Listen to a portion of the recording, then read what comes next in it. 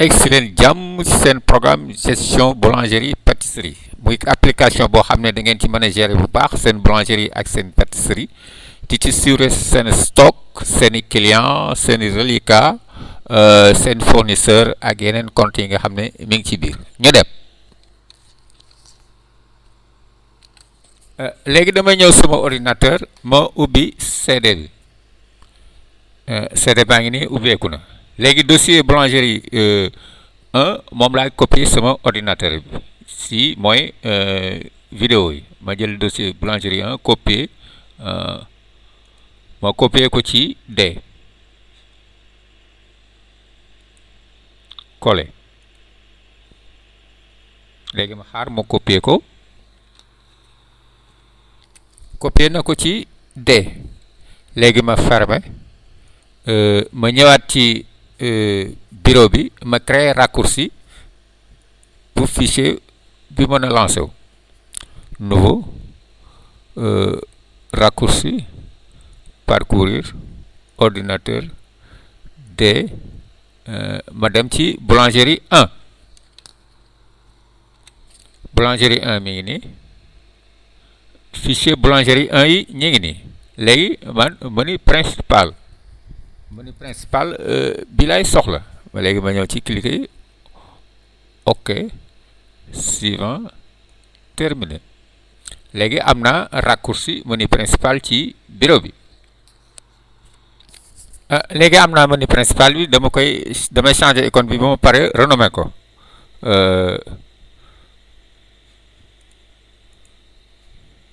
propriété changer d'icône ma jël icône bi ok ma renommer ko propriété renommer maa ngi ko tuddee boulangerie pâtisserie léegi mën naa ko ubbi léegi moo ko ubbee mi ngi may laaj mot de passe bi 12 la 12 comme ni ngeen ko gisee nii bu ngeen amee seen boulangerie bopp soo neexee nag man ngeen a wut mot de passe bu leen neex ñu changé leen ko ma tapé 12 tapé entrée wala ma cliquer ok léegi boulangerie bi ubbeeku na boo xoolee bi ñi ko créé ak Excel 2017 nag moo gën a neex yeneen version yi moo tax ñu créé ko ci 2017 léegi boo xoolee fii mën nañu réduire ruban bi pour nga xam ne dañuy am espace bu yaatu léegi ubbi nañ menu principal boo xoolee menu principal amagul tur ndax boulangerie bi dugalguñ ci benn liste menu boulangerie mi ngi nii menu pâtisserie mi ngi nii fii boo fi cliquer da ngay ñëw ci code yi boulangerie bu ne nag day am code par exemple bii mi ngi commencé woon le 1er juin war a jeex le 7 juin léegi bu fekkee ne da ngay jënd sa programme da ngay jënd 1 mois wala 2 mois wala 3 mois 4 wala mois yu la neex daal nombre de mois bu la neex daal lépp daal mi ngi yem ci 12 saa yu jeexee nga jëndaat beneen code bu fekkee da ngay jënd par benn léegi boo ñëwaatee fii ci menu boulangerie da ngay gis ne 12 mois yi ñu ngi nii bii mi ngi commencé woon le 1er juin 2017 ba mois de mai 2018 léegi boo xoolee fii boulangerie bi amagul tour yi état final danañ ñëw ci kanam yi suivi des comptes danañ ci ñëw ci kanam journal de caisse fournisseur banque amortissement ak dette léegi li ngay njëkk a def mooy da ngay dem ci menu fichier nga ubbi menu fichier boo cliquer ci menu fichier léegi nga xaar tuuti mu ubbeeku menu fichier ubbeeku na léegi nga wutal boulangerie bi tur par exemple ñu ngi ko nom de la boulangerie ma tuddee ko Seydina Mohamed léegi tur bi nag da nga koy def en majuscule fii mooy nombre de pain yi nga xam ne moom nga am nga 3 possibilités pain grand pain petit pain camp wala break wala ça de 3 variétés de pain daal moom nga mën a dugal ci moom nga mën a gérer ci boulangerie man fi mu ne sama boulangerie bi 2 variétés rek lay def muy grand pain ak petit pain kon bi 3e bi soxlawuma ko mën naa ko dindi fii la ngay bàyyi noonu dañ ko cee def nii da nga koy bàyyi noonu jarul nga ci dugal dara léegi fii dafay def ni sac bu ne ñaata moo ci war a dem ci produit boo xoolee fii améliorant bu fekkee ne paramétrer nañ ko ak sa boulangerie nga xool li nga xam ne mooy mangoog ak sa boulangerie ci sac bu ne lan lay consommer ci produit. Bon boulangerie bi sac bu ne ñu ngi ci doon def 3 levures di ci def 1,5 améliorant glace lii gazole lii. Électricité 1 kilo 1 watt 1 kii mi ngi def da ngay def fii 1 après nga multiplier ko par li ngay consommer par sac da ngay def fii 1 fii ngi quantité eau bi li ngay def fii ñu paramètre itam xorom si paramétrage yi de bu ñu demee ba commencé liggéey ci boulangerie bi ba commencé régler da ngeen xam li mu leen di jëriñ na ngeen ci bañ a bàyyi seen xel rek xam ne explication yi ci kanam lay ñëw. léegi fii nga def fi ancien stock yi nga amoon avant le premier maanaam veille bi ngay dugal sa programme daal lan nga amoon comme ancien stock léegi mën nañ ko bind. li ma amoon ancien stock mi ngi nii farine 25 sacs levure boule nga koy def boule doo ko def carton boule améliorant tam nga def ko sachet dese woon na fa 8 sachet glace moom doo ko def stock maanaam da nga koy jënd par jour. fii itam gasoil itam dese woon naa fa 25 litres boo ñëwee fii calculation am na 3 options am na 1 2 3 bu dee option 2 mooy option bi nga xam ne moo gën a bari li ñuy def mooy maanaam bu jaayee ba pare lu mu jaay ci mburu da nga ko ci jox ration mburu maanaam comme bu jaayoon 100 pain nga jox ko 100 pain nga jox ko ci 2 rations wala 50 pain yu ne nga jox ko ci benn ration boobu mooy option 2 mooy maanaam li mu jaay daal da nga ko ciy jox mburu quantité bi mburu bi nga koy jox par li nga xam ne moom lay jaay moom ngay def foofu. bu fekkee option 1 la bu fekkee option 1 la da ngay gis dafa def calculer et rembourser à la fin du mois maanaam bu fekkee option 1 la jël maanaam lu mu jaay dañ koy calculer ration ci xaalis dajaleel ko ba fin du mois ñu jox ko bu fekkee daf laa amee reliquat mu dindi ko ci. bu fekkee option 3 la. Retirer du montant du versement jour maanaam bu fekkee option 3 la da ngay koy calculer ration ñaata la ci xaalis nga wàññi ko ci lim doon war a verser léegi fii option par 2 par défaut ñu def 2 lañu def nga xam ne ñu bëri xam bu mburu la ñuy jël ñu def option par défaut 2 léegi fii nga def li desoon ca kees ga li nga xam ne moo desoon ca kees ga avant ngay régler fii nga def fii trou gérant bi def fii trou superviseur bi léegi fii nga def fii li ngay fay location par mois par exemple boo doon fay 200 000 boo tapé premier mois bi yeneen mois yëpp day ñëw bu fekkoon ne da ngaa dem ba le 17 ba mois d' octobre nga ñu yokk location bi di ko def 250 000 da nga des à partir de octobre léegi da ngay gis yëpp day nekk 250 000 léegi fii nga def fii trou gérant trou superviseur def naa trou gérant ak trou superviseur léegi pare naa ci paramètre bi boo ñëwee menu principal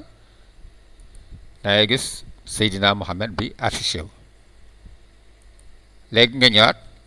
dem ci yeneen yi boutique nga def façon njaay yi ngay def ci boutique bi yëpp bu fekkee am na ancien reliquat nga def après nga def livreur yeeg vendeuse yeeg yëpp léegi ma bindal leen liste yi automatiquement comme ça ñu gagner du temps léegi dugal naa leen quelques listes livreur yi ak vendeuse yi liste yëpp dugal naa leen salaire fournisseur léegi bu ma ñëwee fii ci oto yi boulangerie bu ne mën naa jël ba 8 oto léegi fii boulangerie bi ñaari oto lay jël léegi boo xoolee fii mooy liste yi nga xam ne moom la oto di jox bu fekkee xam ngeen ko mën ngeen koo bind fii bu ko defee ngeen di leen mën a topp kenn par kenn bu fekkee nag oto yi dañuy wër di jaay rek amuñ ay liste fixe ngeen def ko ci turu chauffeur bi wala ngeen def ko ki nga xam ne responsable bi nga xam ne mooy fayeeku xaalis bi léegi maa ngi leen di defal ñaari oto yi après ñu continuer léegi defal naa leen oto bi bu c'est oto 1 bi moom ci turu chauffeur bi lañ ko def chauffeur bi moom mooy encaissé clients yi moo leen di fayeeku oto 2 bi moom façon client yi am gare routière dañ leen di regroupé ak yeneen ci des chauffeur bi moo koy encaissé léegi ñoom ñaar ñi la ñuy topp léegi bu ko defee boo ñëwee fii ku ci ne li nga xam ne moom la amoon ancien reliquat nga def ko ancien reliquat yi nga defal leen ku ci ne li mu amoon ancien reliquat. bon jot naa leen defal ñi nga xam ne am nañu reliquat ma defal leen seen ancien reliquat. léegi ma dellu soit ci paramètre ma enregistré su ma enregistré ma fermé ñëwaat ci menu principal. léegi bu ma ñëwee ci menu principal léegi pare naa menu fichier dootuma ko soxla tant que amatul changement. léegi mën naa commencer ci mois bi may commencer mën a liggéey ak sama boulangerie Seydina Mohamed. léegi mën naa commencer ci 1er juin bu juin jàllee ma demaat ba ci yeneen yi ma soxla yëpp mën a liggéey complètement léegi ci sama boulangerie Seydina Mohamed. ñuy jëm si suñ deuxième vidéo bi ubbi boulangerie pâtisserie mot de passe 12 boulangerie pâtisserie ubbeeku na. léegi xam nga fi menu fichier def nañ ci liñ ci waroon def ba léegi ba pare léegi soxlaatuñ menu fichier duñ ko ubbiwaat tant que amul livreur bu bees wala leneen lu bees suñu war a dugalaat. dañuy ubbi premier mois bi muy mois bi njëkk moom la ñuy ubbi. léegi ma cliquer ci pour mu ubbeeku. premier mois bi ubbeeku na. léegi boo xoolee gis nga ancien stock yi ñu dugaloon mi ngi nii. boo xoolee variété de pain yi ñu sélectionné woon mi ngi nii. léegi jour boobu maa ngi consommé 6 sacs ci mburu mu mag mi def 2 sacs ci mburu bu ndaw bi. léegi prix fii mooy prix actuel ci jour boobu saa yoo demee ba yàgg prix changé nga def prix yooyu nga def date boobu nga ñëw foofu def fi prix bi fi mu toll. jour boobu farine bi fii la tolloon. léegi levure bi da nga koy jël en boule bu ne 500 bii nga jël ko en sachet bii nga jël ko en sac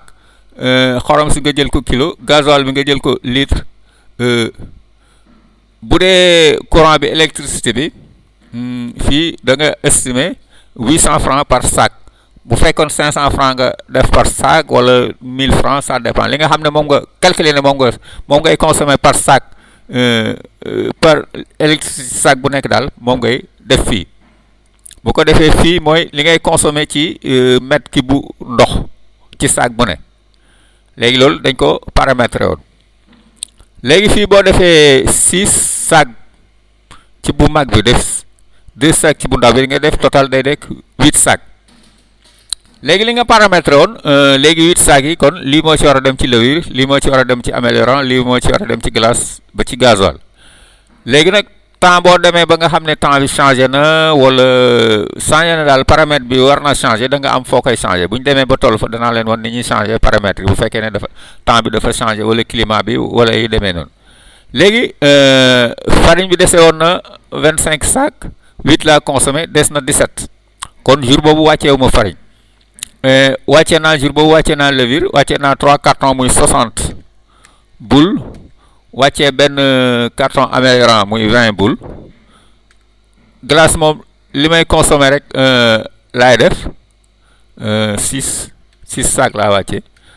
xorom si wàccee naa 100 kilos 4 sacs 25 kilos moom laa def muy 100 kilos. gasoil bi jour boobu wàccee naa 200 litres. gis nga léegi ci li ma consommé ci jour boobu levure maa ngi ci consommé 22 levure laa consommé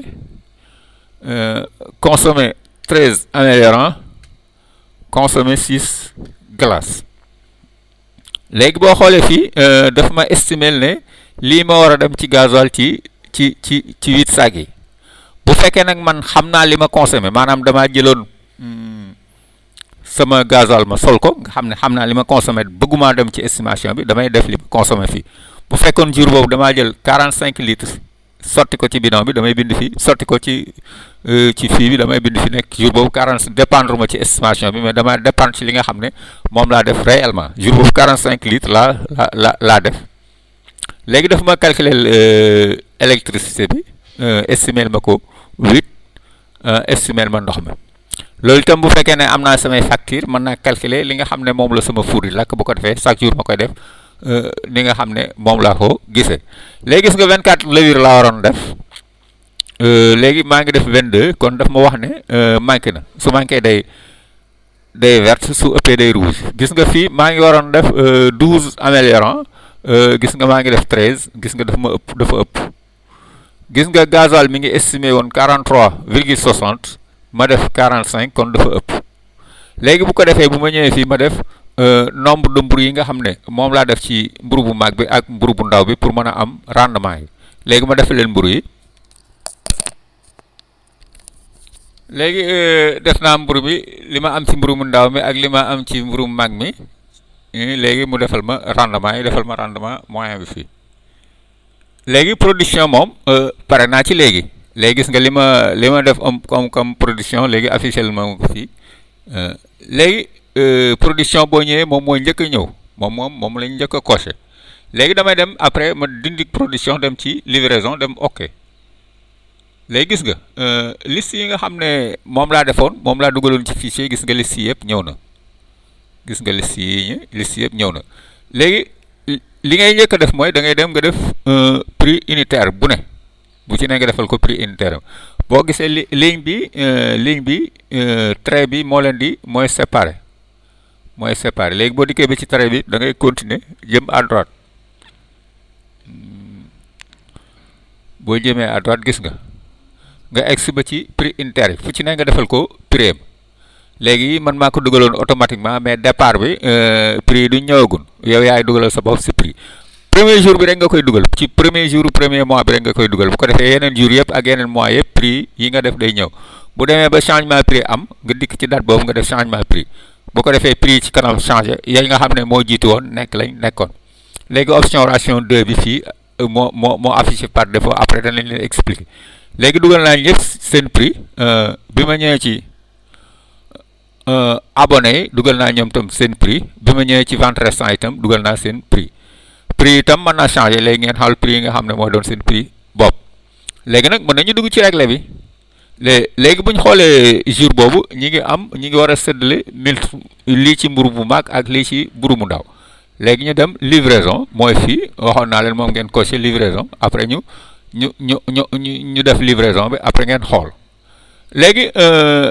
boutique bi maa ngi ko joxoon 50 kilos gis nga bu ma defee gis nga 50 yi day wàññeeku gis nga xam nga maa ngi amoon lii bu ma ci dindee 50 saa yi ma dugalee rek da koy wàññi pour nga xam ne ba mën a am exactement li nga xam ne moo ci des léegi bu ndaw bi maa ngi ko ci joxoon 60 gis nga dindee ko dañ na léegi Saliou Fall moom boo ñëwee fii nga continuer amul retour boutique bi amul retour jour boobu amul retour amul restant amul ration léegi boo xoolee 60 yi ak 50 yi bu ci ne prix léegi montant bi war a nekk 12600 léegi ñu dugal livreur yi ci des après ñu continuer léegi Saliou Fall mi jël 250 kilos gis nga wàññeeku na fële ak 160 bu ndaw gis nga wàññeeku na fële léegi moom mu indi retour 10 kilos la indi retour gis nga 10 yi dugg si waat na andi 5 ci bu ndaw bi gis nga 5 yi dugg waat na mu am restant 14 kilos gis nga restant bi ñëwaat am bu ndaw bi amul restant ration mu am 5 kilos ak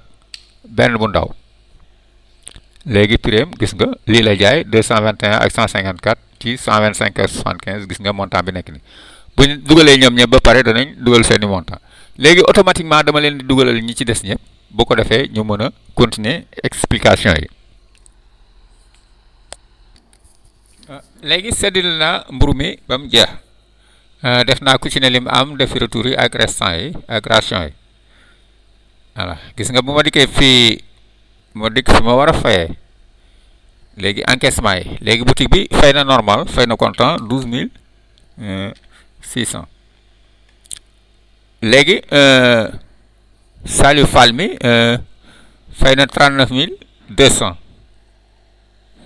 39 000 gis nga dafa ëppal 25 yooyu dañ ko koy dencal bu subaa léegi gis nga mooy nag total reliquat gis nga bu ëppee day verte bu manqué day xonq kii mi ngi ma amee loon 12500 léegi journée bi mi ngi ci war a fay 43725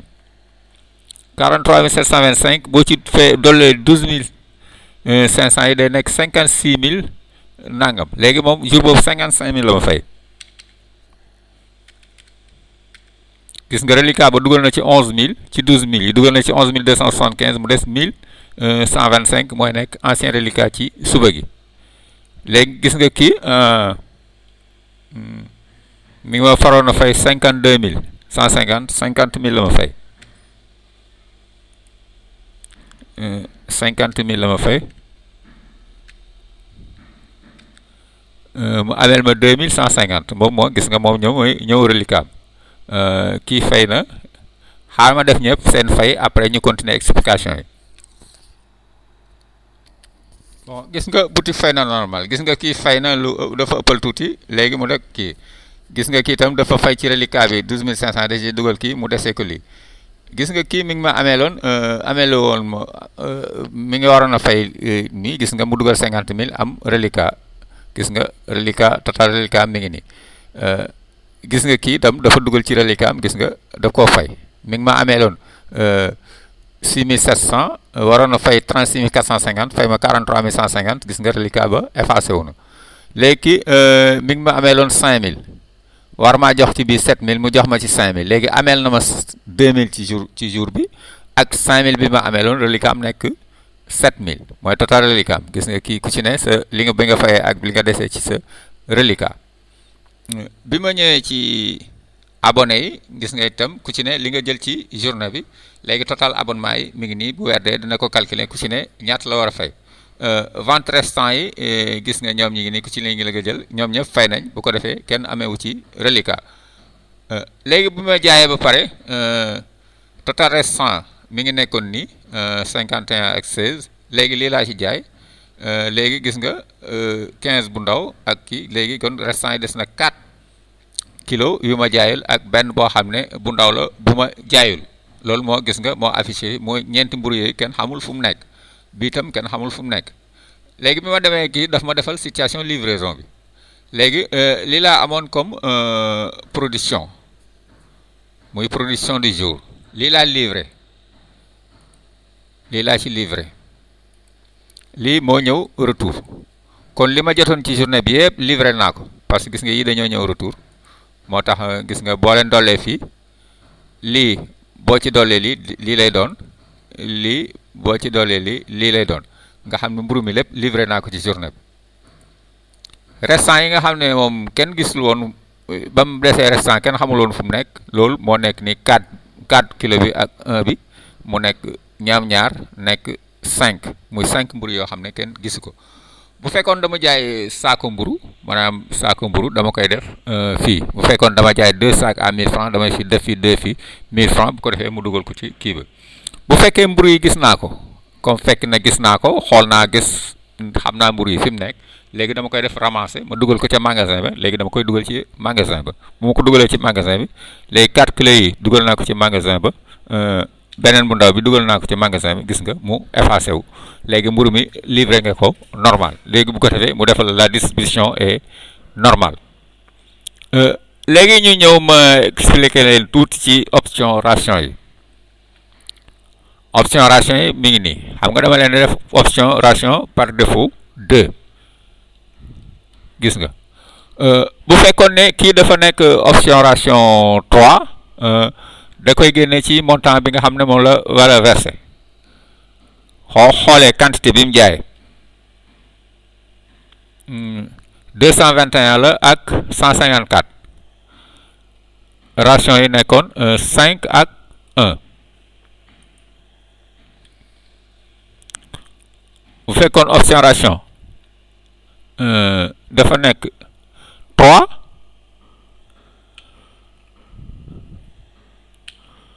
da ngay gis même montant bi la war a versé mais boo xoolee quantité bi da ngay gis ne 200 kii dafa yokk gis nga lim jaay lépp nga ko calculer mais option ration dafa def 3 moo tax mu def nii bu fekkoon dafa def option ration 2 1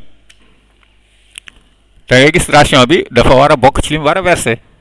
gis nga da ko versé wul moo tax dafa war a bokk ci li mu war a verser léegi kon bu doon option ration 1 la kon lii la waroon a verser 39200 léegi boo xoolee ration yi montant ration 700 yi dañ ko koy dajaleel ba weer de léegi su ko weer de ñu da koy calculer lépp ñaata la am total xaalis buñ ko waroon a jox ration bu ko defee bu la amee les reliquats nga dindi ko ci bu la amee lu reliquat nga verser ko léegi moom option ration 2 la léegi ñu bàyyi noonu léegi def nañu livraison bi ba mu egg gis nga jox nañu ouvrier ku ci ne defal nañ ko ration léegi mburu mi ba nga xam ne kenn du ko fay muy retour pâte ak pain mangé ak mburu mi gérant borom four bi yóbbu këram ak mburu yi nga xam ne da nga koo maye yooyu ngay def yi nga xam ne kenn du ko calculer walla ci xaalis bi léegi gis nga defal bu la defalee situation jour bi ba pare léegi boo paree ci livraison bi da ngay ñëw ci charge nga dindi livraison bi nga ñëw ci charge nga def ok léegi boo ñëwee charge nga def li nga am comme charge ci jour bi xaaral ma dugalal leen ko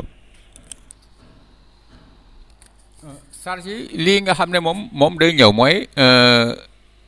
ouvrier li nga xam ne moo ngeen leen jox seen journée jour boobu ko repos gis nga dugaloo ko kii Sidi Diop dafa repos ci jour boobu gis nga dugalaloo ko kii am journée am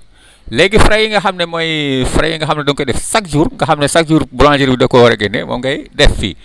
léegi bu ko defee mooy comme repas ak yi nga xam ne moom laa def fii bu amee beneen bu fekkee de boo defaat te bindu ma ko yow nga def ko du chaque jour tam lépp da nga koy def jour boo ko deful nga def yi nga xam ne moom nga def léegi boo ñëwee fii mooy charge oto yi maanaam ñaari oto nga am un mooy DL bi 2 bi mooy TH bi ma effacé léegi oto bu ci ne nga defal ko ay charge am léegi gasoil ak yeneen affaire yoo def ci oto bu ne nga def ko ci jour boobu dina tax oto bu ne lim la indil comme versement boo ci génnee frais nga xam ban bénéfice ban rentabilité la oto boobu ameel saa yu ko defee entretien ak réparation nga def ko xam lim la indil ci xaalis ak li nga def ci moom ci frais bu ko defee oto bi nga xam li nga ci am ci revenu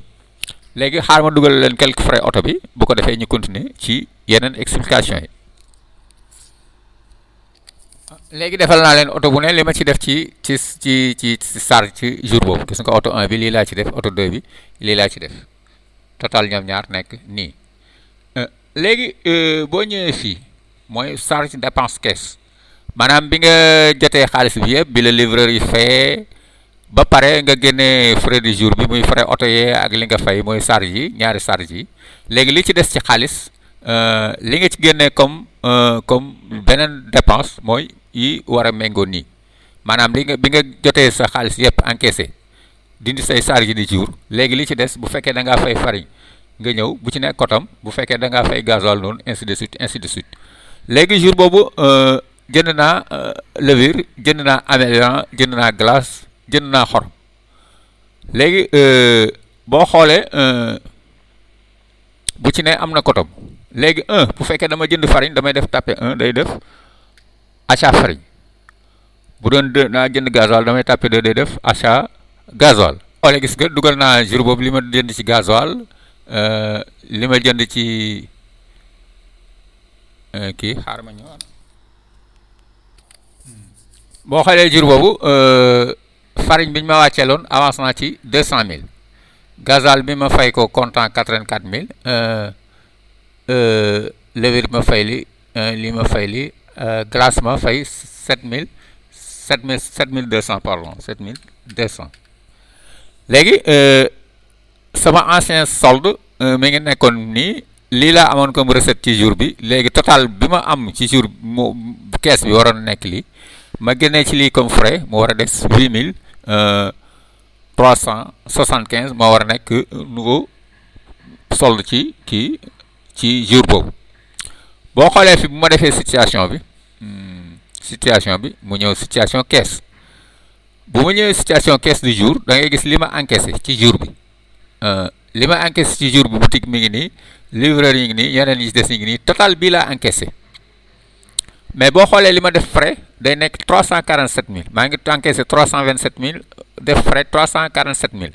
kon li ma def frais dafa ëpp 13225 lan moo tax ma mën a am loolu mooy dama dese woon ancien solde 21400 léegi 21400 yi laa jël dolli ko ci pour mën a complet def frais yi du jour bi léegi bi ma defee frais du jour bi ba pare sama caisse day def 8375 8375 yooyu moo nekk sama solde le premier mooy dem ancien solde ci le 2 léegi bu ma paree ma enregistré su ma enregistré ma xaar mu enregistré léegi enregistré na ba pare léegi ma xool situation bi gis nga situation mi ngi nii gis nga li ma consommé li ma am ci boutique bi ak li ma am ci yeneen entrée yëpp gis nga mi ngi nekk nii léegi li nga xam ne moom laa def comme frais farine bi 8 saag yi lii la ma coûté levure bi coûté ma lii yeneen frais yi coûté ma lii léegi ndox mi coûté na lii léegi boo xoolee kii bi journée ouvrier yi coûté na ma lii charge véhicule coûté na ma lii charge de jour coûté na ma lii salaire xam nga calculé woon naa ku ci ne li muy waree fayeeku par mois léegi da ko diviser par 30 léegi salaire de journée bi mu coûté ma lii location par jour bi coûté ma lii parce que xamoon naa li may fay par jour bi ma ko diviser par 30 lii la doon électricité itam dama ko multiplier woon par 800 francs par sac mu nekk 6400 moo nekk nii ndox mi itam moo nekk nii léegi total charge yi boo xoolee total charge yi mi ngi nii léegi kon sama bénéfice brut jour boobu 55240 la war a doon mais 55240 yi bu ma bëgg xam bénéfice réel bu ma amoon ci jour boobu da ngay gis 22000 gis nga lii dafa def moins 22635 yi mooy li nga xam ne moom la livreur yi fay ci seen ancien reliquat ci jour boobu 22635 yi ancien reliquat yu livreur yi fay ci jour boobu la bu fekkoon dañ ma manqué fii dañoo manqué fii day des kii nga gis nga moyen nañ ci seen ancien reliquat 22000 nanga moo tax mu def moins bu fekkoon dañ ma liñ ma ameel jour boobu dafa ëpp gis nga day def plus léegi boo xoolee fii abonnement bi encaissé gu ma ko fin du mois laa koy encaissé mooy 5850 abonnement bi fin du mois laa koy encaissé kon sama bénéfice réel ci jour boobu mi ngi nekk 72025 mais bénéfice brut bi normal bu fekkoon kii na calculé naa 55000 lay doon lii nag reliquat yu ëpp yi ñu ma fay la lii abonnement bu ma encaissé gul la léegi fii dafa ma defal situation stock bi stock du jour bi defal na ma situation stock du jour bi fii léegi fii dafa ma defal rendement yi léegi mburu mi lu ma coûté par sac daf ma ko defal fii sac bu ne coûté na ma 107 francs bu ndaw bi coûté ma 57 francs léegi sac bu ne lii laa ci def pour mu nekk mburu léegi su ma wàccee ma xool léegi bu ma bëggee delluwaat feneen léegi su ma ñëwoon ci livraison dinaa mën a xam livreur bu ne ñaata laa ci am ci moom ci bénéfice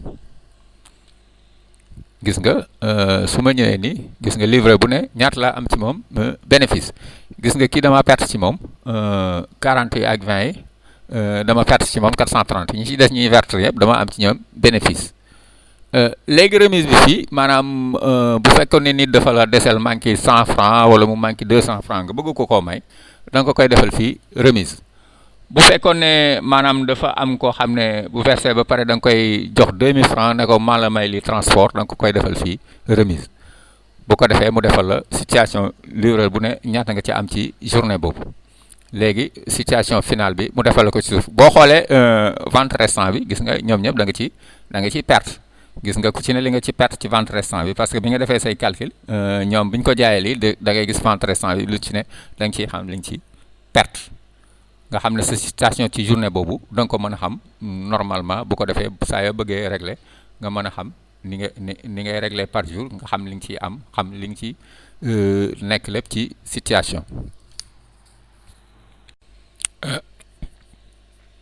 léegi ñëw ci suñ troisième vidéo bi nga xam ne dafa aji ci réglage bi ba tey léegi ñu ubbi boulangerie pâtisserie 12 boulangerie pâtisserie ubbeeku na léegi ñu ubbi mois bi ñu nekkoon gis nga moom la ñu affiché ni mois de juin ne gis nga fañ yemoon ca situation bi moom la ñuy affiché léegi lañ mujjoon def rek la ñuy affiché gis nga situation bi moom la ñu affiché nii léegi boo xoolee gis nga situation bi dafa génne lépp ba nga gis nga turu gérant bi gis nga turu superviseur bi mais boo xoolee fii gis nga génneel na li nga am par part boo xoolee fii gis nga sa situation bi da ko génnee xam nga boo tiré boo gis aperçu avant impression gis nga boo imprimé lii mooy génn ñaari page yi mooy génn première page bi deuxième page baa ngi nii première page baa ngi nii léegi première page bi boo xoolee gis nga ci kaw sa situation bi yëpp da gis nga dafa affiché nga xam li nga am ci jour boobu li nga def ak yooyu ak li nga am comme recette léegi bu fekkee ne boo ko tiré mën naa am mu génn nga am ko gis koo xam ne bëggoo woon mu xool ko wala gérant bi nga xam ne moom nga ko tiré négligé ko mën nga masquer page bi bu ko defee lii du génn nga xam ne li war a génn rek mooy génn li ci des du génn léegi ma dindi aperçu bi léegi loolu pour nga mën koo def da ngay dem ci menu fichier léegi boo ubbee menu fichier nga xaar menu fichier ubbeeku su menu fichier ubbeekoo ci paramètre ngay ñëw léegi boo ñëwee ci paramètre nga ñëw bu ci suuf boo ñëwee fii dana am benn case bu fi nekk case boobu bu fekkee dafa verte saa yoo cliquer ci afficher day afficher lépp mais bu fekkee ne da nga ko bëgg da nga bëgg a masquer afficher da ngay def fii da ngay teg ko ci case bi def M bi mooy masquer A bi mooy afficher léegi soo ko defee M da ngay gis day rouge léegi su rouge nga xam ne mi ngi masqué léegi boo ñëwaatee ci boulangerie bi boo cliquer fii gis nga mi ngi nii affiché na ko léegi boo ñëwee fii boo cliquer bu nekkee situation nga cliquer OK da ngay gis da koy masqué nga xam ne boobu dootul ñëwati gis nga boo defee aperçu avant impression gis nga kenn du gis sa situation li nga xam ne moom nga am ak yooyu li ñu war a xam rek la ñuy xam mais li nga xam ne dafa war a masqué nga gis da koy masqué léegi boo ko bëggee delloowaat na meloon da ngay ñëwaat ci fichier boo ñëwee ci fichier nga dikkaat ci case bi nga def affiché léegi su verte rek nga xam ne mi ngi ci affiché léegi soo ñëwaatee ci journée bi nga cliquer fii bu nekkee ci situation nga cliquer OK gis nga day ñëwaat léegi bala ngaa tirer su fekkee da nga ko bëgg a afficher ci tirage bi nga def afficher su bëggee fekkee da nga ko bëgg a masquer nga def masque léegi ñëw ci journée du 2 ñëw nañ ci journée du 2 gis nga premier mi ngi nii le 2 mi ngi nii gis nga saa yoo ubbee rek production la lay njëkk a wan gis nga ancien stock bi ma amoon le premier gis nga moo nekk nii stock bi ma ñëwoon amoon le premier moo nekk nii moo ñëw nii ancien stock léegi jour boobu defaat naa comme li ma defoon 6 sacs ci bu mag bi def 2 sacs ci bu ndaw bi léegi mu war a nekk 8 sacs xam nga léegi 17 sacs yi ma desaloon 8 sacs xaj na ci léegi stock bi 9 sacs moo ci war a des normalement bu fekkee da ngaa dem vérifier fekk fi 8 sacs nga def fi 8 léegi jour bi gis nga am naa levure am naa améliorant léegi glace rek laa wàccee 6 sacs glace rek laa wàccee waaw léegi consommé naa levure consommé naa 24 améliorant moo consommé 11 glace moo consommé 6 gis nga boo xoolee lépp normal na améliorant bi maa ngi waroon a consommé 11 ma consommé améliorant bi maa ngi waroon a consommé 12 ma consommé 11 gis nga moom dafa manqué benn donc boo xoolee fii dafay def retrait de la quantité du stock maanaam su fekkoon benn dafa am lu génn ci produit bi par exemple ba fekkoon benn levure dafa yàqu xam nga maa ngi dese 28 levure su fekkoon benn daf cee yàqu damay def fii 1 daal di gis nga day des 27 léegi ma def fii gâté léegi def motif bi su fekkoon motif bi leneen tam ma def loolu su fekkoon ne farine dafa am tam benn bu yàqu ma def lii wala ma yóbbu beneen transfert def beneen damay def lii léegi su ko defee fekkee après ma def nombre de pain bi def nombre de kii nombre de pain bi bu ko defee ma am rendement bi léegi def naa nombre de pain bi léegi defal na ma rendement mburu bu mag bi ak mburu bu ndaw bi def ma rendement moyen léegi waxoon naa leen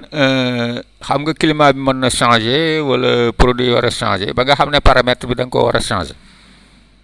léegi boo waree changer paramètre bi nga xam ne par exemple jour boobu levure bi sac bu nekk mi nga war a nekk 2,5 améliorant bi fekkoon war na changer léegi da ngay ñëw fii boo ñëwee fii ci kaw nga def quantité prévue léegi ban journée am changement muy le 2 journée le 2 moo am changement léegi xam nga mi ngi waroon nekk 3 léegi le 2 boobu dafa war a da nga ko 2,5 la boo defee nga def ko defee nga changer journée bi le 2,5 gis nga boo ko defee 2,5 yi ci suuf yëpp day continuer nekk 2,5 bu fekkee amaat na beneen changement amaat na nga defaat 2,5 léegi bu fekkee ne ñëw nga fii boo bëggee dellu fi nga ñëwoon da nga dikk ba fii ci fii bi tiré ko fi ci flèche bi mujj boo ko tiré après nga ñaar journée 2 gis nga boo xoolee bi nga ko defee 2,5 kon 8 sacs yi mi ngi war a nekk 20 levures gis nga kon 24 yi nga def gis nga 4 yi ëpp day affiché nii mais jour boobu changement amul woon dama leen doon defal exemple rek léegi ma ñëwaat quantité prévue ma delloo 3 ca nekkoon léegi su ma ñëwee ñëwaat la 2 gis nga day nekkaat normal léegi su ko defee mën naa wàcc léegi su ma ñëwee production pare na ma enregistré na léegi production pare na ma ñëw livraison dindi production def ok léegi jour boobu amaat naa beneen livreur bu bees abonnement itam am na keneen ku yokk léegi dama war a dem dugal seen tur léegi damay ñëw fichier damay dem menu fichier fekkee ubbi woon naa menu fichier ba pare sànq léegi damay dikkaat ubbiwaat menu fichier léegi livreur yi moo am benn livreur bu bees bu yokku léegi ma dikk ci livreur yi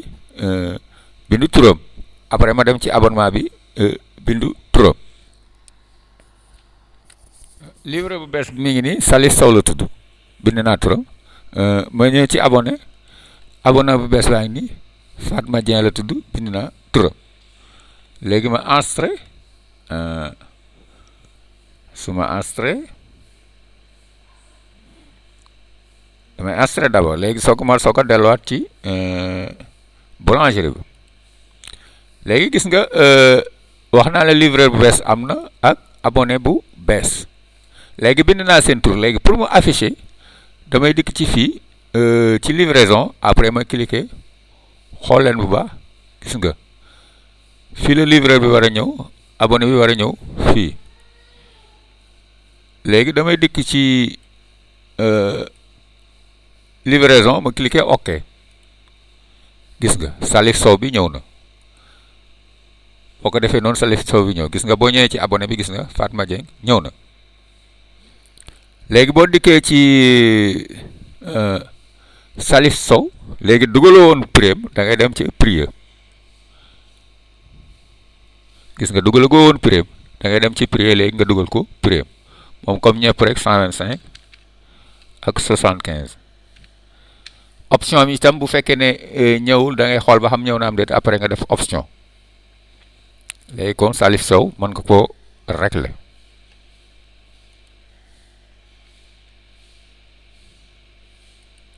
léegi fii mën nañu séddale mburu yi léegi boo xoolee fii gis nga def dafa désirer rapporter les mêmes quantités léegi boo defee wii yi nga xam ne ñoo ñëwoon démb li nga bindoon démb ci quantité yi ci fii day ñëw léegi su ma defee wii gis nga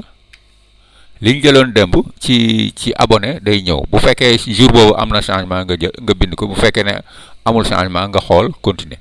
léegi kii Fatma Dieng itam nga defal ko comme mi ngi doog a ñëw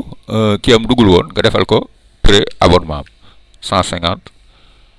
75 léegi gis nga liste abonné yi ñëw na boo wàccee ba ci suuf itam ci liste kii bi gis nga li nga joxe ration itam li nga joxe woon démb ration itam da ngay gis day ñëwaat léegi jour bi kii liggéey na Sidi Diop mi liggéey na am na 2 rations kii moo liggéeyul Aliou Diallo moom nga dindi ration léegi retour par xam nga du chaque jour lay am pain mangé mën na changer mburu itam mën na changer bu ko defee itam nga defaat kii ku ci ne ñaata la bu ko defee fuñ fa tolloo nga dugal ko léegi nag mën naa commencer defaat livraison bi comme ni ma ko defaree woon démb après def règle bi après ñu continuer ci explication yi léegi dugal naa kii yëpp mburu yëpp léegi ma ñëw ci fay gis nga ancien reliquat yi gis nga ñi ngi nii ancien reliquat yi amoon démb yëpp gis nga ñi ngi nii léegi nag dama ñëw ci mbir yi bu ma leen dugalee ba pare après ma def encaissement yi boutique fay na normal gis nga kii dafa appaloon 25 démb ci versement am gis nga bu ëppee day verte bu manqué day rouge donc ancien reliquat dafa appaloon 25000 démb léegi bi ma waroon a fay 60 900 mu fay ma 68 800 manqué 100 francs mais biñ ci dindee 25 mi ëppale woon démb gis nga dafay des reliquat 75 gis nga kii fay na ku ci ne dafa fay gis nga ku ci ne sa reliquat acteur reliquat gis nga acteur reliquat yi ñu ngi nii ancien reliquat yi ñu ngi nii acteur reliquat yi ñu ngi nii bon gis nga ku ci ne lim am gis nga kii reliquat am effacé wu na léegi bu ma ñëwee ci suuf ci vente restant yi ñaar ñi ñoo fayagul muy Goro Seck ak Adama An mi ñoom fayaguñ léegi day nekk nouveau reliquat ci ñoom léegi boo xoolee fii mburu mi dafa des 4 pains ci kilo yi ak 10 pains yoo xam ne ci petit pains yi yoo xam ne kenn gisu ko loolu li ko def mooy gis nga lii moo amoon restant lii lañ ci jaay donc restant bi des na 2 ci kilo yi ak 6 ci mburu bu ndaw bi bu ñu ñëwee ba ci kii ba ci livraison bi ñu livré ba pare mburu yi nga xam ne mooy mburu yu bees yi desoon na 2 yoo xam ne kenn gisu ko ak 2 yi desoon restant kilo yi moo nekk 4 desaatoon 4 pains ci livraison bi yoo xam ne kenn gisu ko ak 6 yooyu moo nekk 10 léegi total bi mooy nekk 4 yi ak 10 yi mu nekk 14 mburu yoo xam ne jour boobu kenn gisu ko léegi gis nga jour boobu jaay nañu benn sac def ci 30 pains prix inter dama jëm fi 1000 francs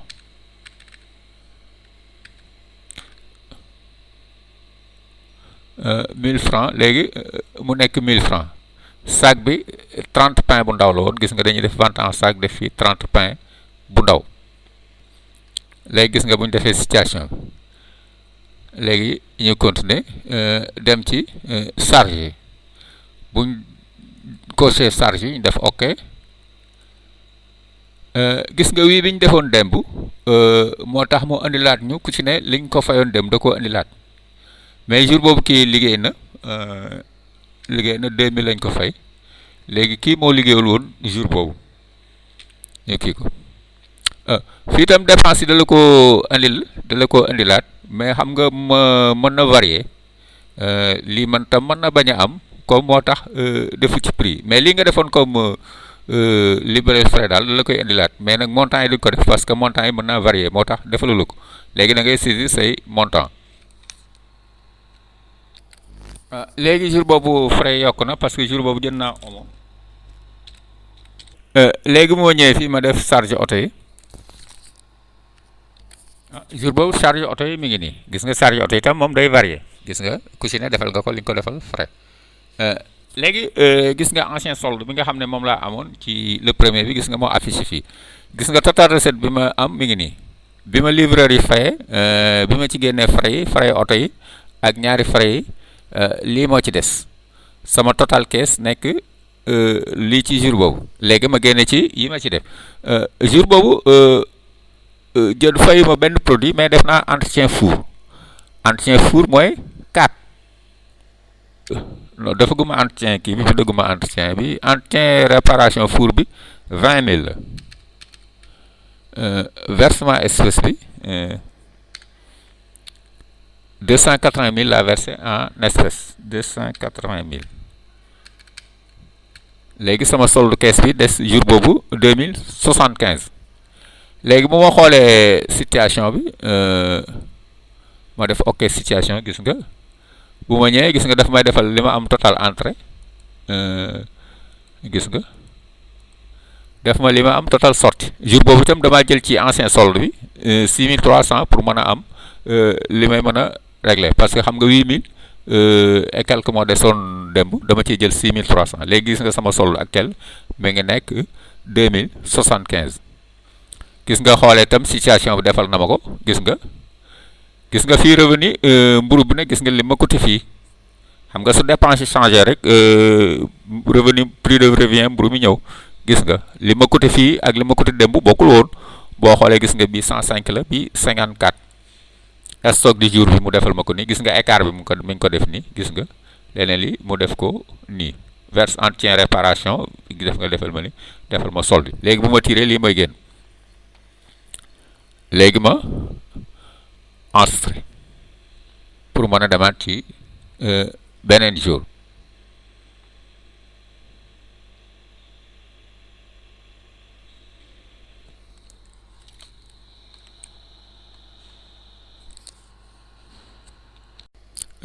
léegi ñu egg suñ 4e vidéo bi muy partie consultation bi ñu ubbi boulangerie bi léegi gis nga bu fekkee ne fii def ko réduire da ngay def mot de passe bi ba pare donc di ko agrandir des fois da koy def léegi ma ubbi mois bi ñu nekkoon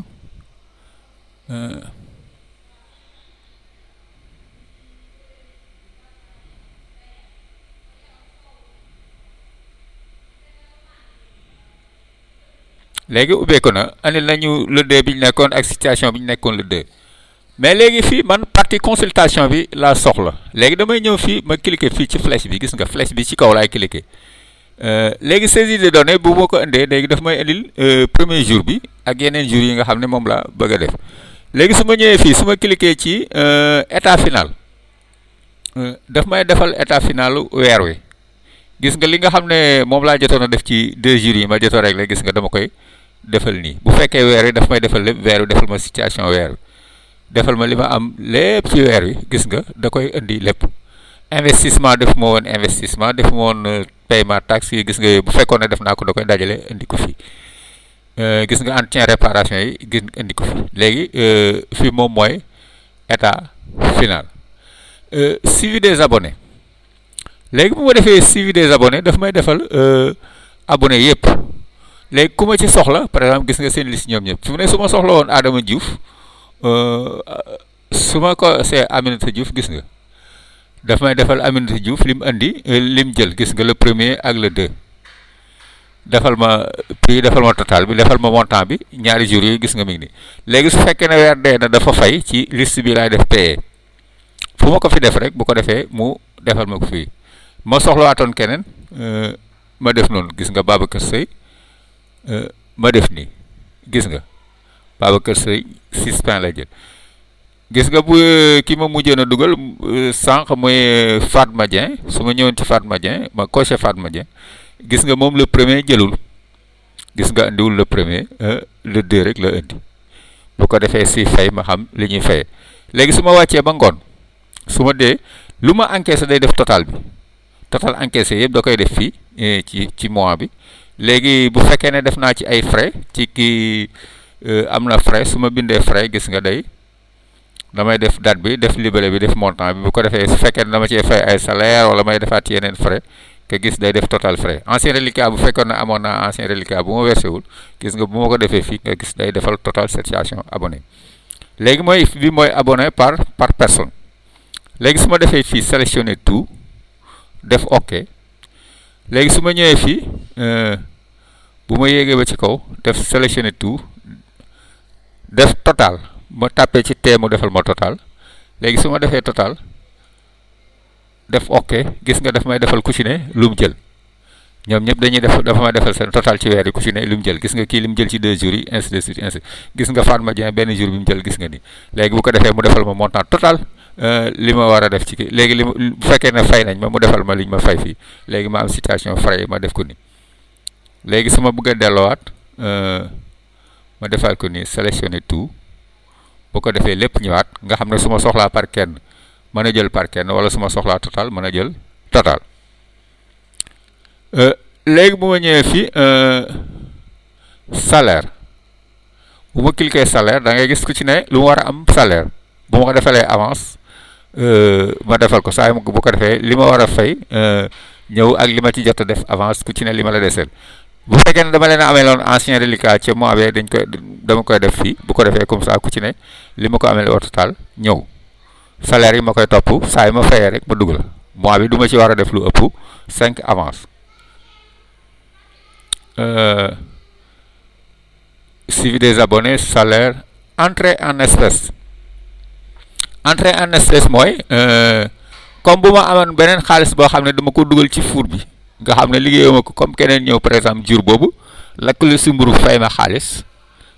dama ko ciy def dama koy dugal ci kii bi daal di def date bi par exemple le premier bi ci 1er juin bi su fekkoon dama cee am ku lakk lu mburu dikk fay ma 10 000 bu ma defee 10 000 léegi gis nga bu ma demee ci mois de juin bi le premier gis nga bu ma defee mu ñëwee fii gis nga entrée en espèce gis nga 10 000 yi day ñëw bu fekkoon le 2 laa ko def entrée en espèce bu fekkoon ci le 2 bi laa ko def gis nga bu ma ñëwee gis nga dañ na ci le premier mais su ma ñëwee ci le 2 bi gis nga bu ma ñëwee dama ko ci fekk léegi loolu mooy entrée en espèce lu mu ci mënti doon rek maanaam xaalis bu jógee feneen ñëw ci four bi rek te fekk four bi liggéey ko rek nga koy dëgalee duddee ko entrée en espèce léegi boo xoolee fii entrée en espèce sortie de caisse léegi dépense bu ma def bu jógee ci caisse gi rek daf ma koy afficher gis nga 200 000 farine yi ma jëndoon le premier gis nga dama koy defal fii léegi premier produit ma jëndoon muy améliorant levure glace et cetera lépp luy xeetu produit da koy affiché gis nga le 2 defoon naa entretien réparation def na ma ko fii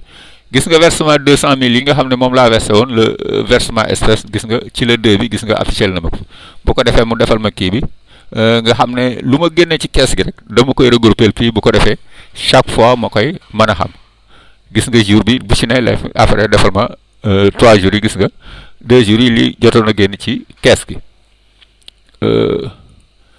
bu ma ñëwee fii encaissement abonné encaissement abonné su fekkee ne encaissé naa benn abonné bëgg koo dugal ci kees gi damay ñëw fii def date bi par exemple su ma fekkoon le premier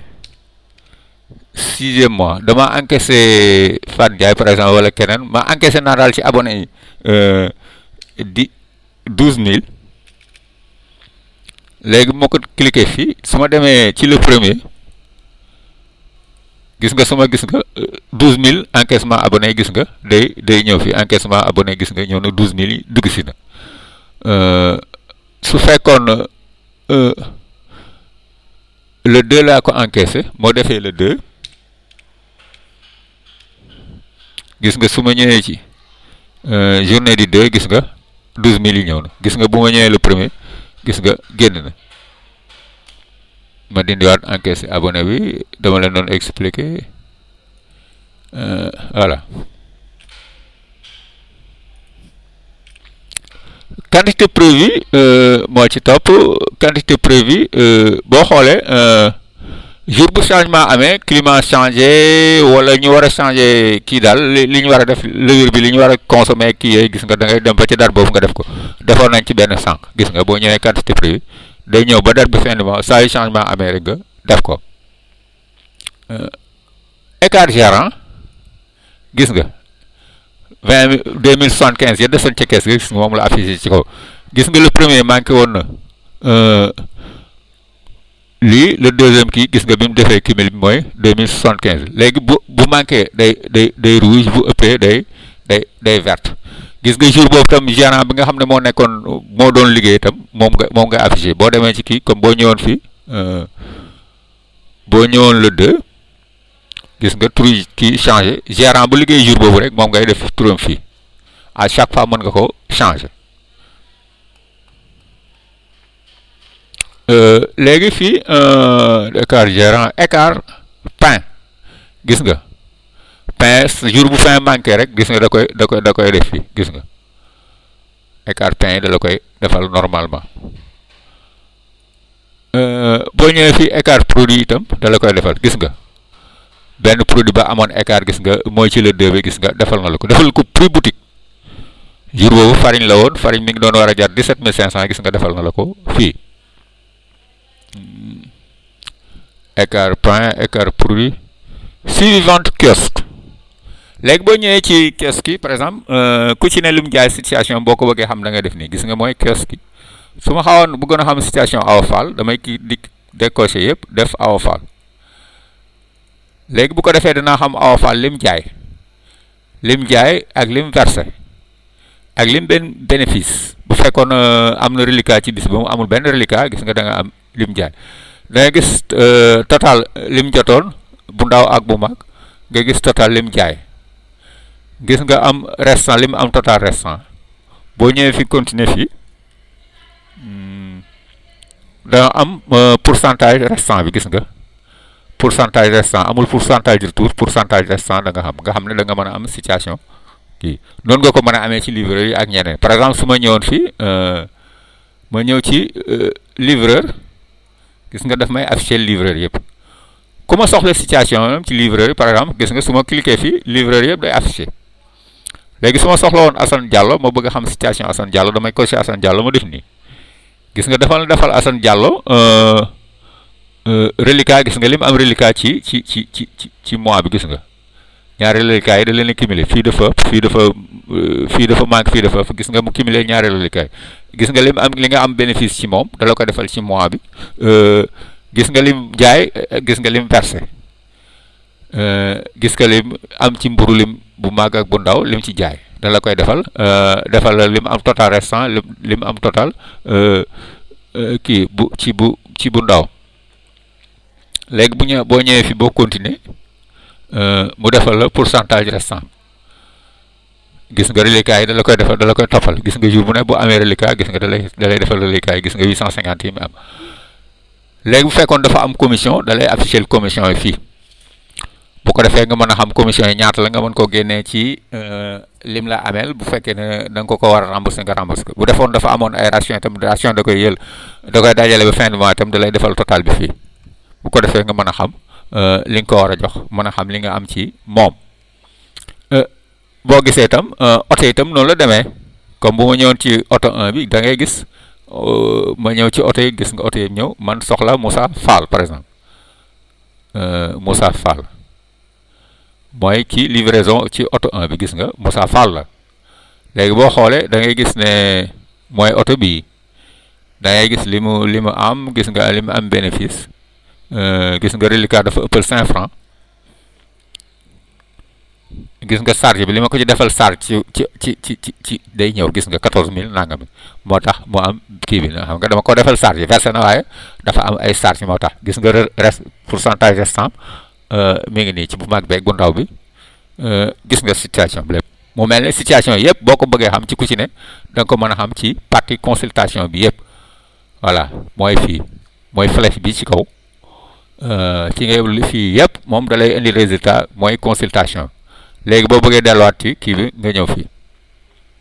après nga enregistré sans enregistrer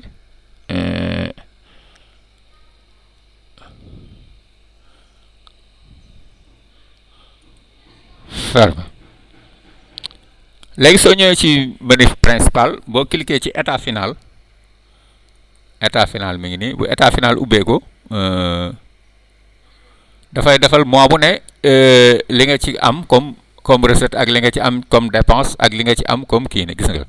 boo ko defee defal la total at bi fi mu ne ñi mois de juin bi lañ nekkoon après day def mois de juillet bi ainsi de suite ba ci dernier mois bi boo ko defee defal la total bi nga xam li nga am total ci at mi. soo xoolee quantité consommée da ngay def weer bu ne li nga di consommé ci façon produit bi li nga ci consommé par weer defal la total bi léegi soo ñëwee fii ferme enregistrer non léegi soo ñëwee ci suivi des comptes boo cliquer fii da ngay mën a am kii sa journal de caisse bu fekkee da nga bëgg a def sa journal de caisse nga mën a def sa journal de caisse maanaam bi nga encaissé frais yi nga ci def yëpp nga mën a def sa journal de caisse nu mu la neexee boo ñëwee fii itam da ngay mën a def sa journal de banque journal de banque ma expliqué nañ ci tuuti su fekkee ne da ngaa def fi date bi par exemple nga bindaloon ko chèque le 1er 6e mois lay def mu war ko retirer le 1er 6e mois nga def ni chèque li aussi def livret bi def ban banque la bu fekkee ne da nga am ñaari banque wala ñetti banque nga def ban banque la nga def numéro chèque bi numéro ay bi def entrée 50 000 500 000 gis nga daf lay defal 500 000 bu fekkoon chèque bi daf ko war a retirer le 20 da ngay def fii le 20 bu ko defee day nekk solde en attente tant que le 20 jotul rek da ngay gis du dugg bu fekkoon nit daf laa jox chèque tam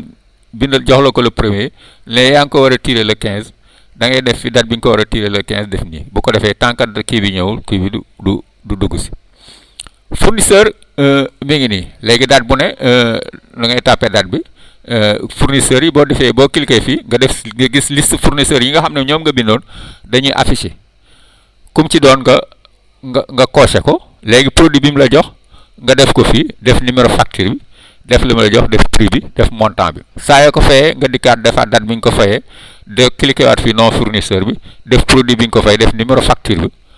bu ko defee def montant bi nga ko fay bu ko defee ku ci ne li nga ko ameel ak li nga ko fay ak li nga ko deseel da nga koy mën a xam normalement léegi nga xam ne da nga mën a topp say fournisseur bu baax. léegi boo ñëwee fii amortissement léegi amortissement moom dama leen koy expliquer comme boo jëndoon benn four par exemple four nga jëndoon benn four nga leboon benn four 60 millions date bi nga leboon ko par exemple nga leboon ko le 1er dama jëm foofu date la waroon def 1er juin nga leb benn four 60 millions 60 millions léegi 60 millions nga lewee four bi yaa ngi ci fay 5% intérêt léegi intérêt bi nekk 300 000 léegi nga avance ko 12 millions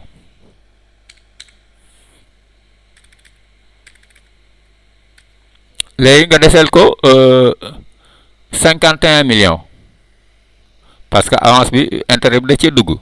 léegi four bi mi ngi war a jeex le 1er juin nga ko leb 2017 mu war a jeex le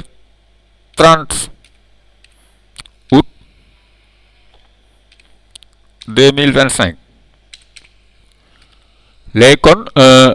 3012 jours la léegi kon chaque jour war nga dindi 16000 teg fee loo xam ne ci sa bénéfice war nga ci dindi 16000 teg fee boo xam ne mooy nekk amortissement bi chaque jour par exemple comme noonu la demee noonu rek boo ñëwee fii recouvrement mooy comme bu nit bu la ameelee bor par exemple diw ameel na la bor nga bind date bi def turam ak kii am def référence bi numéro bi ak yooyu bu la nga def bor bi bu la fayee nga defaat date bi mu la fayee defaat tur bi def référence bi def montant payé boobu itam loolu lay jariñ boo ñëwee fi compteur moom pour boo bëggee xaalis calculer sa xaalis bu gaaw comme ni banque yi defee rek nga def ko fi moom 10 000 yi ba amoon 14 5 000 yi 25 ainsi de suite gisee bu ko defee mu defal la total bi rapidement comme ça nga mën a calculer sa xaalis bu rapidement bu ko defee fii moom consultation moom ci loolu lañ ciy expliquer léegi détails yi bari na lool mais saa yi ci duggee da nga mën a xam li nga soxla yëpp nga mën koo defal sa bopp. léegi ñu ñëw ci vidéo pâtisserie yi ñu ubbi boulangerie bi léegi ñu ñëw ci pâtisserie buñ cliquer ci pâtisserie gis nga pâtisserie day ubbeeku léegi pâtisserie bi tam boo xoolee fii amagut tur da ngay cliquer ci fichier moom tam pour dugal ay données léegi boo cliquer ci fichier da ngay gis tur ba nga joxoon boulangerie bi mooy ñëw bu fekkee ne tur boobu moom la pâtisserie bi di tudd nga bàyyi noonu bu fekkente ne itam da nga koy pâtisserie bi day am turu boppam nga def fii turu pâtisserie bi gérant ba nga jëloon tur ba nga joxoon gérant ba mooy ñëw fii ak superviseur ba bu fekkee itam ñoom dañoo am seen gérant bopp ak seen superviseur bopp nga def fii seen tur léegi fii nombre de litres gasoil par sac léegi dañu calculer woon ci estimation yi ñu defoon ci boulangerie bi ñu defoon dafa def 0,2 léegi itam bu fekkee ne xool nga sa four xam ñaata litre gasoil lay def par sac léegi moom ngay def fii xam courant itam ñaata kilowatt la ci def par sac nga def ko fii bu fekkee itam pâtisserie bi dafa amoon keesu boppam la fa desoon ca kees ga laata ngay ko tàmbalee moom ngay def fii soo enregistré gis nga soo ñëwee ci menu principal boo ñëwee ci pâtisserie gis nga tur bi day ñëw léegi ñu delluwaat ci fichier bu ñëwee fii dañuy dikk ci point de vente boutique léegi façon pâtisserie yi ngay jaay ci boutique bi ngay def fii façon pâtisserie yi ngay def yëpp nga xam ne moom ngay jaay ci boutique ngay def fii après def fii seen prix soo paree nga ñëw fekkee ne dafa am téléphone boutique bi maanaam ku fa nekk nga def fii numéro téléphone am ak ancien reliquat am boo ñëwee fii mooy livreur yi da ngay def livreur yi nga xam ne ñooy jël ci pâtisserie bi ci four bi di ko jaay bu ñëwee di la verser livreur yi gis nga livreur 1 ngi nii nga def ay li muy jël livreur 2 livreur 3 ba livreur 20 man nga jël ba 20 livreur léegi fii nga def seeni prix livreur 1 prix livreur 2 boo dikkee ba fii nga def turu livreur bi def numéro téléphone fii nga def frais mélange bi maanaam li ngay def muy farine levure améliorant glace huile sucre beurre ak yeneen façon yi ngay def daal pour mën a am kii bi léegi ñu remplir leen ko buñ remplir yëpp après ñu continuer explication yi moo am ci boutique bi comme variété ak bu ci ne prix léegi boutique bi ancien reliquat amul woon ancien reliquat mu def ancien reliquat 0 50 léegi su ma ñëwee ci livreur yi jël naa ñetti livreur bu njëkk bi moom lii lay jël ak i prix mooy Baara Ñaan bi mooy numéro téléphone amee loon na ma 800 beneen livreur bi mooy livreur 2 bi moom lii lay jël lii mooy prix Fall Diouf téléphone am ngi nii moom reliquat ancien reliquat 0 troisième livreur Seynabou Gueye mi ngi nii léegi numéro téléphone am ngi nii mi ngi ma amee loon 1000 francs léegi lii laa comme amagoon comme liste si liste si yokko gis nga ma mën a ñëw fii continuer livreur yi mën nañoo jël ba 20 livreur léegi su ñëwee fii ci beneen colonne mooy farine bi ñu def ci ancien stock bi ñu amoon départ am na ci produit léegi bu ci ne ñu def ci lañ ci amoon ancien stock léegi fii kilo lañ koy jël fii daal par benn unité lañ koy jël léegi xaaral ma defal leen ci tuuti après nag ñu dugg directement ci régler yi léegi farine dañ koy jël ci stock bi ak levure ak améliorant glace dañ koy jënd saa yi ñu koy soxla dëwlin itam dañ koy jënd suukar itam noonu day su fekkee ne dañ ko soxla dañ koy jënd léegi kii moo desoon ancien stock beurre desoon na 7 gisoo dafa def virgule 00 donc desoon na 7 pots beurre desoon 4 pots chocolat desoon 25 kilos fii kilo la suukar kii meew desoon 6 sachet coco râpé léegi bu ñu paree fii ñëwaat paramètre ñu enregistré bu ñu enregistré ba pare ñu ñëw fermer léegi mën a dugg nag directement ci premier mois bi pour dugg si ci régler bi léegi suñ cliquer gis nga produit yi nga xam ne moom la ñu sélectionné woon léegi bu ñu defee ni dañuy def OK gis nga produit yi ñu sélectionné woon ci boutique bi gis nga bu ñu ñëwee fi boutique lañ coché vente en boutique gis nga fii charge mi ngi nii situation mi ngi nii léegi fii ñi nga xam ne ñooy joxe muy livreur yi ak point de vente yi ñoo nekk nii gis nga bu ñu leen dindee gis nga duñ affiché gis nga Bara Niane livreur la Moussa Faye livreur la Saliou Diouf livreur la Select point de vente bi gis nga kii itam livreur la boutique bi Moussa Faye gis nga ku mu ngi ni kii ne la léegi ak Seydou ñi nga xam ne moom ñoom lañ jotoon a jox bind seen ci liste yi ñi nga xam ne ñooy joxe mburu mi léegi boutique la ñuy njëkk a régler léegi bu ñu defee boutique léegi dañuy def départ bi ci premier jour bi dañuy def ancien stock yëpp gis nga prix yi ñu ngi nii affiché nañ léegi ñu defal ancien stock yi amoon boutique après ñu continuer léegi lii moo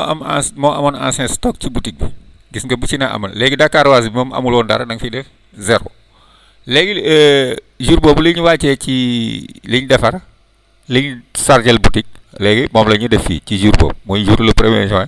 lan ak lan lañ chargel ci boutique ci xeetu variété bu nekk léegi jour boobu wàcceel nañ lii boutique bu ci ne wàcceel nañ ko léegi total quantité bi nekk nii gis nga ancien stock ak liñ ko wàcceel gis nga seen total nekk nii léegi bu ñuy régler boutique yi nga xam ne dafa yàqu wala dañ ko génne ration wala daal bokku ci njaay mi moom la ñuy def fii sortie moom la ñuy def fii sortie stock ku mel ni bii amoon na ñaar yu yàqu bii may woon nañ ci benn bii amoon na benn moom tam dafa yàqoon léegi ñu defi yàqu yëpp bii amoon na 4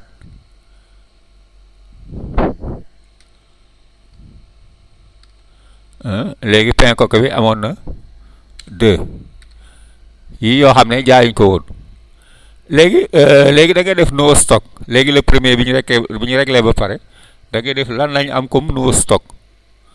léegi bu ñu defee nouveau stock léegi nga gis li ci des lépp day doon luñ jaay léegi bu ko defee mu def ko multiplier ko ak prix mu def mu nga xam montant bi mu war a verser léegi ñu xool nouveau stock yëpp ñu def ko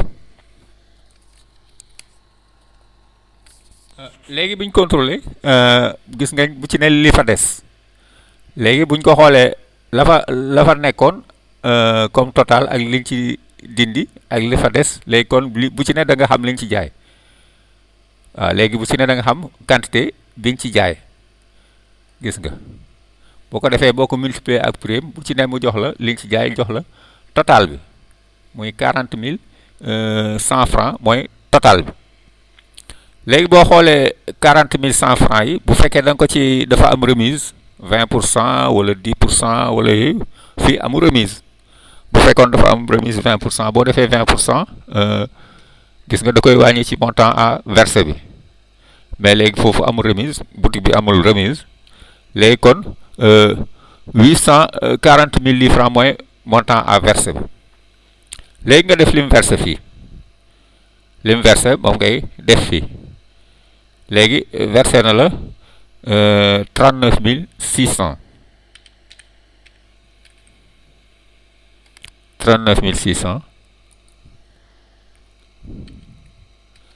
donc am na reliquat 500 reliquat du jour am na 500 amul woon ancien reliquat kon fi mu toll nii 500 la amel reliquat léegi nga enregistré pare nga boutique léegi nga ñëwaat ci gis nga boo ñëwee fii nouveau stock bi boo ñëwee le 2 gis nga mooy nekk ancien stock boo ko wàccee la nga def bu fekkee wàccee loo ko nga def continuer léegi ñu continuer ci le premier bi gis nga boutique réglé nga ko moom lii la waroon a verser mu verser lii am nouveau reliquat bi 500 bi mooy nekk ancien reliquat le 2 gis nga moo nekk ancien reliquat le 2 léegi boo ñëwee boo boutique bu passé nga ñëw ci baara ñaan léegi da ngay dindi boutique dem ci baara ñaan boo ñëwee ci baara ñaan daal di dikk fii cliquer fii def ok gis nga baara ñaan lii la war a jël moom joxagoo ko dara léegi ancien stockam yi ngay def li nga ko jox après nga def li mu indi retour res li yàqu après nga xam calculer ko comme ni nga calculer woon keneen léegi baara ñaan xaar ma defal ko ancien stockam léegi boo xoolee baara ñaan lii la amoon ancien stock lii nga ko jox ci le premier bi lii nga ko ci jox léegi bii dafa yàqu ak bii mu delloosi ko léegi nga defal ko nouveau stock pour mën a xam lim jaay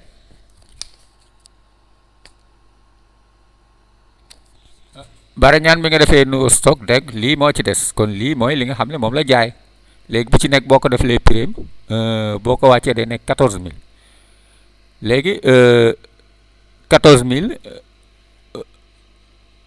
dafa am day nekk 14000 total bi parce que ancien reliquat bi dafa am 800 ancien reliquat xam nga lii boo ko wàccee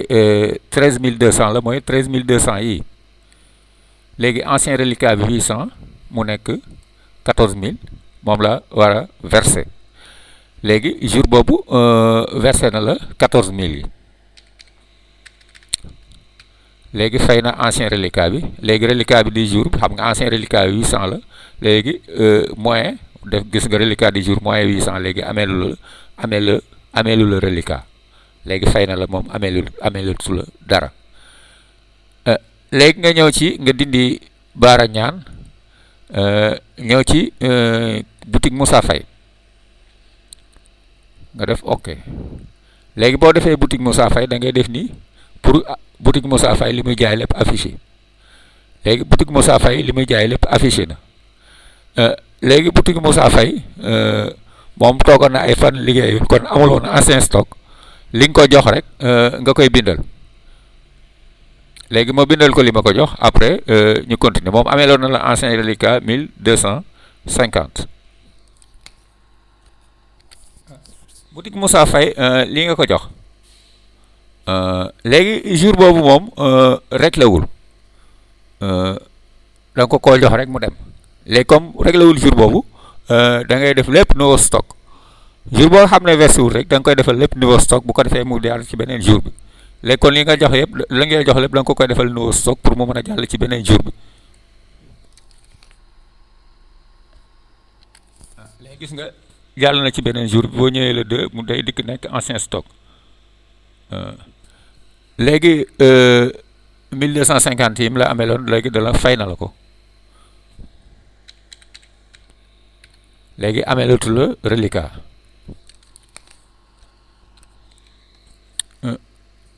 léegi ma jàll ci keneen Fallou Diouf léegi Fallou Diouf mi ngi nii léegi ma cliquer fii pour xam li ma koy jox cliquer naa li ma ko war a jox lépp ñëw léegi ma defal ko ancien stockam defal ko kii am pour ngeen xam li mu war a fay moom ameewul woon ancien reliquat léegi ma defal ko pour ngeen xam li mu war a fay ak li mu fay bu ko defee ñu continuer ci keneen gis nga Fallou Diouf gis nga li mu amoon ancien stock gis nga li ma ko wàcceel gis nga li mu andi no stock day moo yàqu gis nga bi mu calculé bi ñu ko calculé léegi lii nga waroon a fay 13825 moom jour boobu mi ngi ma jox 12500 léegi mu am reliquat 1325 mooy total reliquat moom amul woon ancien reliquat léegi moom Fallou Diouf moom kon lii la ma ameel léegi lii mooy no stock am léegi jàll ci des muy select station Elton ñu def select léegi gis nga boo da ngay cliquer fii toujours sélectionner tout pour que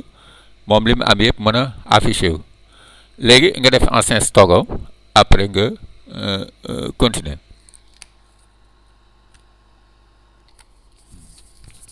moom boo xoolee gis nga li nga ko jox mi ngi nii li mu amoon ancien stock li mu jot total bi nekk nii Dakarose benn moo la amoon ancien stock joxoo ko boobu dafa yàq kon Dakarose jaay ci dara léegi no stock ngi nii ak li des li mu jaay léegi par prix bi mu nekk 23 040 francs fay 23 040 francs bu ko defee nga mu fay la 40 francs yi dafa amuloon weccit mu jox la 23 050 francs léegi am fii surplus 10 francs léegi dafay am 10 francs léegi soo demee ba mu yàgg da ngay enregistré léegi soo ñëwee nga dem ci ki ci des muy ku mujj muy Seynabou Guèye moom day livré léegi boo ñëwee nga cliquer OK pour nga xam li muy kii léegi Seynabou Guèye moom lépp jaayoon na ko ba mu jeex moom amul ancien stock léegi li nga ko defar rek ak no stock bi ak kii bi ngay def léegi nga def li nga ko jox ci jour boobu ak def yeneen yi ci des bu ko defee nga xam li mu war a verser léegi Seynabou Guèye bi nga defee lim jot def no stock bi lii moo des lu mu jaay léegi li biñ ko calculer par prix mu nekk 13 330 léegi daf la ameloon ancien reliquat 1000 francs léegi kon mu war la fay 13 000 dafa nekk fi 12 330 ma ameloon la 1000 francs war la fay 13 330 léegi moom tam jour boobu fay na la lépp 13 330 léegi fay na reliquat bi gis nga ko léegi total reliquat 0 boo ko defee nga enregistré léegi boo xoolee fi dugal nga ñi nga war a encaisser ñëpp léegi da nga bëgg a dugal da ngay dugal charge yi da ngay cocher charge def OK léegi mu defal la charge yi léegi bu ko defee nga def ñaata kilo farine nga defoon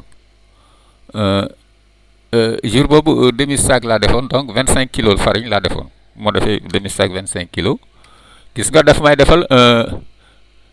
ñaata laa waroon a jot ci farine pour mën a kii léegi benn sac laa wàccee amoon ancien stock léegi 25 sac yi dama ko jëloon ci fële ma dugal fii léegi 25 sac yi laa amoon léegi gasoil bi dama jëloon fële gasoil rek léegi daf moo defal gasoil 3 litres la war a def léegi damay dugal 3 parce que fële laa ko jëlee woon rek courant moom courant bi may lekk léegi levure ma def ñaata laa ci defoon léegi levure dama ko jëlee woon fee ma xool ñaata laa ci defoon léegi loolu pétrisseur bi moo koy xam léegi man ma defal leen estimation ñaata laa ci defoon ak ñaata laa ci defoon beurre gis nga beurre sama ancien stock ñu ngi nii bu ko defee ma defal leen lu neen ñaata laa ci defoon comme ça mu calculer ma frais mélange bi. gis nga boo ñëwee ci situation da ngay gis lu ci ne li nga ci def léegi boo xoolee fii prix unitaire yi ñu ngi nii léegi 25 kilos yi 350 montant bi nekk nii léegi amatul stock bi moom da nga koo jël ca stocku farine ba nga teg daal li nga jël ci farine bi moom nga consommé gis nga foofu amul stock gis nga sac bu ne da nga def ne 0,5 kilowatt nga ci lakk léegi kilowatt bu ne nga def ko 1200 gis nga mu estimé la lii ci courant léegi nag courant bi nag da nga xool ba xam sac bu ne ñaata nga ci def ci dañoo estimé lii rek estimé lii ci gasoil mais bu ko defee yow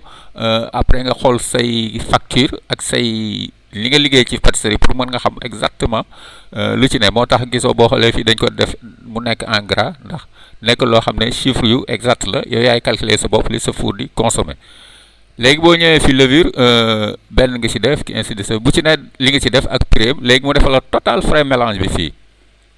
boo ñëwee fii ci charge yi nga def ñi liggéeyoon ci jour boobu kii fay nga ko 5000 kii 100 francs nga ko 1000 francs na ma juum léegi mu nekk 1000 francs nga ko jox apprenti la léegi repas 2000 téléphone 600 léegi charge yi jeex na léegi boo ñëwee fii da ngay boo paree ci charge yi da ngay ñëw situation boo dikkee situation nga def ok voilà léegi boo defee ok da ngay gis daf lay génneel li la boutique versé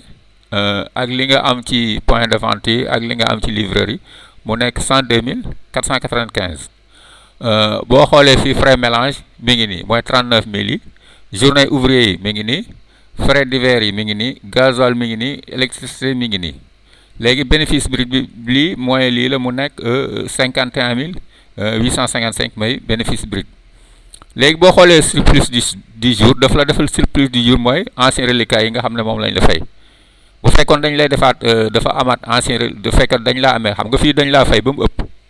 boo ëppee xam nga day vert léegi ancien reliquat yi lañ la fay bu fekkoon dañ laa ameel ay reliquat ci jour boobu nga da ngay gis fii day rouge léegi gis nga ñaar yi boo ko boolee gis nga moo ne 53 090 mooy sa bénéfice réel ci jour boobu léegi fii lu ci ne da nga koy def code boo def rek mu andil la ko bu ko defee génne la ko ci kees gi léegi xam nga montant encaissé yaa ngi encaissé 103 730 103 730 yi moo nekk nii léegi nag lii loo ci def da nga koy def fii léegi soo defee 1 daf lay génneel frais mélange bi génnee ko ci soo defee 2 dafay defal 6000 yi nga fayoon léegi génnee ko ci mu des lii ci sa kees 3 nga tapé frais 3 mu calculer la mu defal la frais divers yi kees gi des lii bu fekkee da nga jëndoon farine jour boobu jëndoo farine produit jëndoo levure yooyu da nga ko jël ci kees gi retrait jëloo ci kees gi def ci leneen 7 bu fekkee da nga def 7 maanaam da nga bëgg lii nga desee fii xaalis bi bu fekkee ne dafa am loo ci bëgg a verser mu bokk ca boulangerie mu bokk ca yóbbu ko ca boulangerie bi da ngay def 7 léegi soo defoon 7 par exemple day def versement gis nga day verte su vertee da koy dugal direct ci four ba léegi 55 355 yi léegi soo jëloon 50 000 nga versé ko ci keesu ci gérant four ba keesu four ba nga def 50 000 gis nga léegi 535 moo ci des léegi xoolal fii ma woon la exact résultat bi fii léegi 50 000 yi la nga ko jël nga versé ko ca boole ko ci versement four ba versé woo ko à part da nga ko boole ci versement four ba léegi boo ñëwoon fii nga ubbi menu principal nga ñëw boulangerie ñu ubbi le 1er juin ñu ubbi mois de juin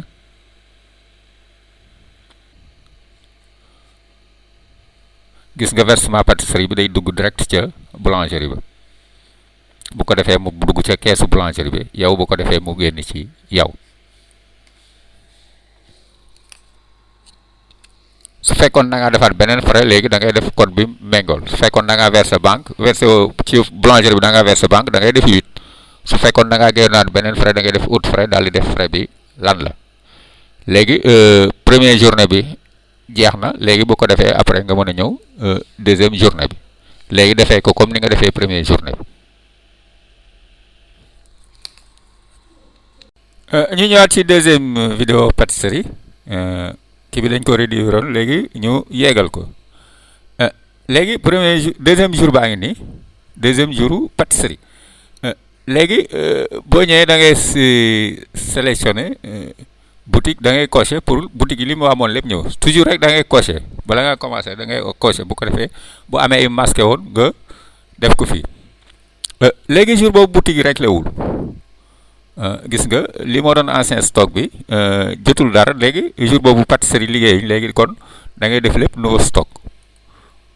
léegi boo defee lépp nouveau stock bu ko defee nga demaat ci ñeneen léegi bi nga defee lépp nouveau stock léegi ancien reliquat 500 francs bi mu la amee loon mi ngi continuer ba léegi gis nga soo defee 3 soo la defee le 3 boo dikkee fi da ngay cocher total pour lépp gis nga day dëkkaat léegi nekk nouveau stock léegi bu fekkee le 3 liggéey nañ pâtisserie yiñ dugal nga dugal ko defal def sortie ak nouveau stock yi bu ko pour mën a calculer boutique ci jour boobu léegi boo ñëwee le 2 xam nga le 2 liggéeyuñ pâtisserie léegi jour boobu le 2 boobu boo xoolee Baara Ñaan rek moo versé ñi ci des ñëpp da nga leen di defal nouveau stock léegi boo ñëwee nga coché Baara Ñaan moom lim dese woon comme ancien stock bii moo ci yàqu benn moo ci yàqu léegi li ci des yëpp jaay na ko muy 3855 yi léegi daf la ko versé boobu versé na la 3855 yi 3855 yi Baara Ñaan versé na la léegi Baara Ñaan boo ñëwee le 3 ci le 3 da ngay gis Baara Ñaan amul ancien stock gis nga amul dara luñ ko war a topp léegi soo ñëwee ci le 2 bi Baara Ñaan doo nga versé léegi ñeneen ñi ci des ñëpp kenn ñëw ci jour boobu kenn versé wu ci kon da ngay def yeneen ñi ci des yëpp da nga koy def ancien stock da ngay dem boutique Moussa Faye léegi nga def lépp ancien stock ba lépp nga def ko nouveau stock defaat ko keneen ki defaat ko ci des def ko ñëpp bu ko defee nga xam ne jour boobu réglage pâtisserie Baara Ñaan dong nga réglé waatoo keneen léegi kii tam ma def yi yëpp nouveau stock def copier ma def nouveau stock collé léegi def naa ko nouveau stock ma enregistré ma ñëw ci Fatou Diouf moom tam ma copier ko def ko nouveau stock copier def ko nouveau stock voilà bu ko defee moom gisoo liñ ma amee loolu li kaa rek mooy des mooy dem mooy ñëw léegi su ma ñëw ci ki ci des station Elton léegi nouveau stock a ngi ni léegi ñu ñëwaat ci ki ci des Seynabou Diop Seynabou Gueye moom ancien stock ñaar yi rek la amoon ñu yóbbu ko nouveau stock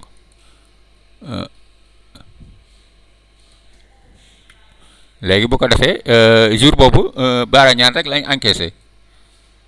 léegi biñ ñëwee fii ñu dem charge jour boobu amul benn charge parce que liggéeyuñ pâtisserie fayuñ kenn dañuy continuer bu ñëwee fii situation boo ñëwee situation gis nga 3855 yi moom la ñu am amul frais mélange amul benn léegi 3855 yi dañ ko versé pâtisserie léegi ñu dugal ko ci keesu boulangerie ba ancien reliquat bi nga amoon ak 3000 yi mu nekk 9390 léegi 9390 yi 9390 yi ñu versé ko ca keesu boulangerie ba léegi mu dugg ca keesu boulangerie ba léegi soo ñëwee fii boulangerie ma ni principal boulangerie ma ubbi boulangerie gis nga su ma ubbee boulangerie da ngay gis ci journée du 2 bi ma doon réglé bi ma ko versé ci keesu boulangerie gis nga day dugg si directement ci keesu boulangerie ma ñëwaat ci pâtisserie léegi ma dugg ci consultation yi léegi su ma ñëwee fii pour consulter da ngay gis état final da ngay def état final gis nga ñaari jours yi ma réglé gis nga bénéfice li ma ci jot comme entrée li ma ci def frais gis nga bénéfice brut bi ñaari fan yi lii la boo xoolee reliquat du mois bi mooy reliquat yi nga xam ne moom laa def ancien stock te fayaguñ ko moo nekk 94000 kii gis moo tax ma def reliquat du mois donc bénéfice réel bi dafa nekk lii boo ñëwee fii léegi mooy état final mois de juin ci 2 jours yi ñu réglé gun xam nga lii mooy li nga xam ne nekk na ancien stock ci livreur yi ak point de vente yi te fayaguñ ko lii mooy li ma jot a encaissé ci ñaari jours yi lii mooy li ma ci jot a def frais ci ñaari jours yi donc bénéfice brut bu nekkee lii mais jotaguma lii moo tax mu nekk bénéfice réel 56 945 yi boo ñëwee fii frais de caisse léegi daf may defal frais de caisse yëpp gis nga li ma def frais mélange ci le premier ak charge paiement personnel ak frais divers gis nga defal na ma ko ñaari versement yi ma jot a def gis nga defal na ma ñaari versement yi léegi defal ma situation kees yi ci ñaari fan yi ma jot a liggéey léegi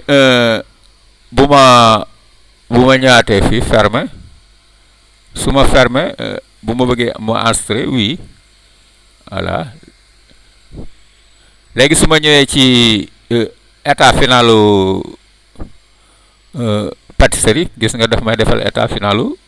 pâtisserie léegi gis nga daf ma defal mois de juin bi gis nga defal ma frais mélange yi defal ma reliquat yi defal ma xam nga dama encaissé gul moo tax mu defal ma nii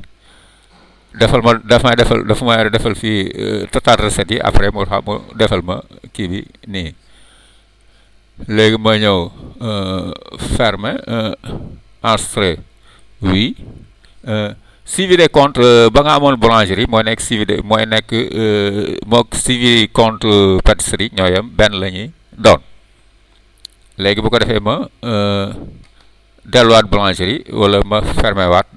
pour mën a demaat ci li ma soxla